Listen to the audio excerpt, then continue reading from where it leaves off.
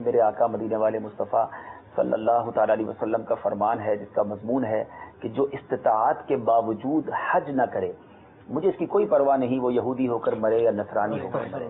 یعنی اس کا مطلب یہ ہوا کہ اس کے ایمان پر ایمان کے برے خاتمے کا خوف ہے، اس کا ایمان چھن جانے کا خوف ہے. تو حج جو ہے وہ یعنی دیکھیں نا پلر آف اسلام، ہم بچپن سے سنتے آئے حج اسلام کے 5 ارکان ہے، تو حج ان ارکان میں سے ایک ہے. یہ تو ہمارے دین کا ستون کہہ لیجیے، ایک بیسکس آف اسلام ہے.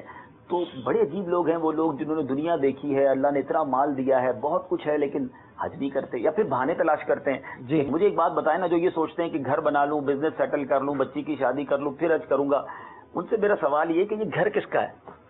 آپ کی بچی کی شادی، آپ کے پرابلمز حل کرنے کس نے؟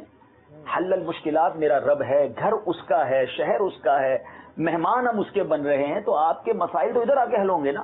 تو آپ یہ دنیا کے پرابلمز کے لیے حج کو ڈیلے نہ کریں، بلکہ حج کریں. انشاءاللہ حدیث پاک ہے جس کا مضمون ہے حج کرو غنی ہو جاؤ گے.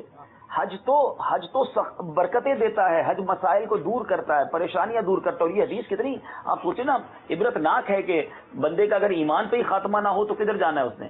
تو بالکل ایسا نہ کریں اور حج جلدی کریں. اگر حج فرض ہو چکا ہے اس میں تاخیر نہ کریں، اور نہیں کیا اب تک حج اور فرض تھا تو توبہ بھی کریں اور آئندہ سال ابھی سے نہیں